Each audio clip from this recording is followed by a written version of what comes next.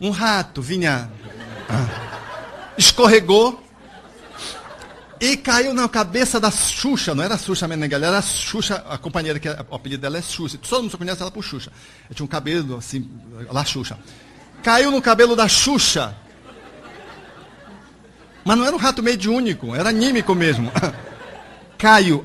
Quando caiu, a Xuxa se bateu, o rato caiu, a mesa de fórmica. O meu irmão estava dirigindo a reunião mediúnica. Quando ele viu o rato, ele foi acertar o rato, mas não acertou direito. O rato foi rodando e foi na mesa longa, no meio da mesa isso, e caiu no colo da médium que estava em transe psicofônico. Não sei por que cargas d'água ela veio do trabalho e não tirou o blazer. Porque Belém não se usa paletó, blazer, muito pouco, só ambiente acondicionados, né? O rato caiu no colo dessa moça e começou, pateticamente querendo fugir daqueles monstros que éramos nós, subiu pelo blaze e foi se aninhar aonde? Aqui, gente. Essa moça, quando, vejam, isso é um aprendizado mediúnico também. Quando o ratinho chegou bem aqui e que ela sentiu o rato, ela deu um grito, levantou, ela estava em transe, levantou, foi tirando a roupa, tirou o blazer, ia tirar o resto, mas entrou a turma do segura, não é preciso. E aí, meus amigos, o pessoal ajeitou, acalmou, ela pegou, sentou, fechou o olho. Cadê o espírito? Cadê o espírito? Cadê o espírito? O espírito estava a quilômetros, que eu acho que ela... junto com o rato, acho que o rato até hoje. Depois desse episódio, eu abri mão e nós fomos colocar o forro por causa desses ratos. Mas ainda assim foi a briga do forro mais embaixo, para manter o pé direito alto. Casa espírita, tem casa espírita que você senta e eu duvido que o obsediado não cure. Porque a cadeira, o banco é tão duro e tem tantos espetos, não tem como a pessoa ficar sentada. E não tem como assistir a palestra, porque quem tem problema de coluna, as pessoas de mais idade, imagine sentar num banco duro daquele. Então não tem como. Então nós confundimos a barca-simidão e humildade com uma casa que fica na contramão de estar estabelecendo um acolhimento para as pessoas que chegam, para que os espíritos encarnados que estejam ali possam estudar, aprender espiritismo. Ter uma reunião que funcione razoavelmente, aonde possa se contornar dificuldades extremas, gastando-se um pouquinho mais, mas tendo uma casa que possa, garantindo a simplicidade, mas garantir um mínimo de conforto para que as pessoas possam concentrar-se. Mas daí aí para o outro extremo, e querer criar um templo de luxo, isso não condiz com o pensamento espírita. É o outro extremo que está aqui na dimensão corporal. Há companheiros que amam mais o estatuto do que a doutrina espírita. Então é uma briga com o estatuto. Mas, se não houver companheiro que cuide do estatuto, a casa espírita, ela vira de cabeça para baixo. Porque precisa ter uma regulamentação humana. Alguém tem que se preocupar. E esse alguém, quando cuida da casa espírita, da casa e do estatuto, dá ensejo para que a casa espírita funcione. Se tivesse uma pessoa dessa cuidando do estatuto, aquelas duas casas, ou pelo menos uma delas, lá no Nordeste, não tinha ido para outras mãos, mudando de nome numa forma não legal do ponto de vista jurídico. Porque haveria alguém ali dizendo, o estatuto não pode, o estatuto impede a modificação desse dispositivo, desse artigo que assegura a natureza da instituição e para o que essa instituição existe. Então vejam que é o corpo. Mas há os aspectos que envolvem a atitude. E aí nós temos do amai-vos e do instruí-vos na nossa relação dois comportamentos fundamentais. Um, que representa a contemplação.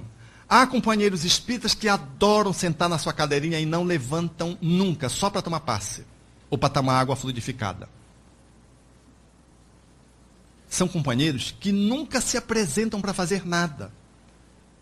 Eles estão na contemplação.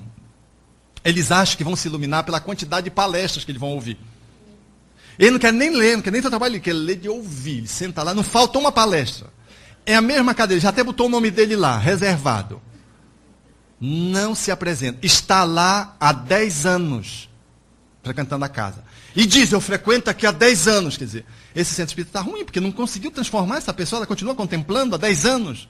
Quanto que o espírito, através de Chico Xavier, propõe, Joaquim Travassos propõe que 3 meses de espiritismo nós já deveríamos estar sendo alocados num servicinho qualquer, singelo, simples. Não é para fazer palestra, numa atividade, porque a casa espírita é muito mais do que um templo de contemplação. É uma oficina de trabalho. Então, eu preciso já estar arregaçando as mangas para não ficar na posição cultista, do culto externo, em que vigoram as outras tradições religiosas, que não correspondem ao pensamento espírita. Então, a contemplação é aquilo que muitas vezes nós estimulamos com um centro espírita que não tem ESD, que não tem estudo de grupo, no qual os jovens não conseguem ficar porque não tem uma reunião de jovens agradáveis. A pessoa quer fazer palestra para os jovens. Aonde, na verdade, o trabalho fica na mão de alguns que monopolizam o trabalho, porque não socializam a atividade com os companheiros que estão ali frequentando há anos. Não mobilizam as pessoas para uma nova consciência de centro espírita. Também é verdade que há pessoas que adoram fazer e fazem de tal modo que quando ela acaba de levantar a parede não era ali, era aqui. Elas fazem sem pensar. São aqueles que vivem a doença da atividade, o chamado ativismo. O ativismo aqui está posto como aquele que vai fazendo, sem reflexão. A proposição espírita é sempre de que a ação seja reflexiva. A minha ação, ela resulta de uma reflexão. E a minha reflexão, ela tem como consequência uma ação com a mesma qualidade que a reflexão proporcionou. Então, o ativismo é aqueles companheiros que fazem, mas não sabem que direção estão fazendo.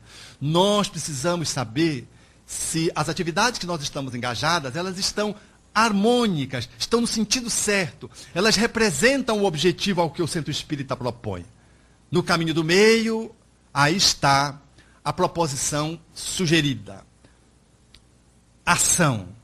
Nem a atitude da inação, nem essa atitude reativa, neurótica, de uma movimentação onde a pessoa que vive o ativismo não para estudar um livro, não participa de nenhuma reunião de estudo, de uma palestra. Por quê? Porque ela sofre da neurose compulsiva, ela tem que estar fazendo. Não tem gente que gosta de estar sempre fazendo, em casa, por exemplo. Aquela pessoa não pode estar parada, ela está parada, ela levanta, você não quer água, não sei o que, e vai, ela arruma um móvel, ela arruma. Ela não senta, porque se ela sentar, ela tem que refletir.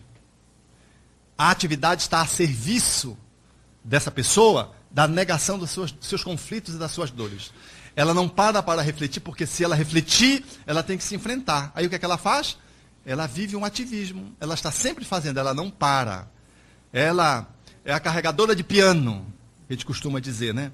Ela faz um esforço que as pessoas ficam, mas como é que a pessoa consegue trabalhar? Ah, doente! Para, porque mesmo doente ela não para, porque se parar, ela vai ter que encontrar-se. E ela não quer refletir sobre quem ela é, pelo que ela está trabalhando tanto, como é que está a direção da sua vida.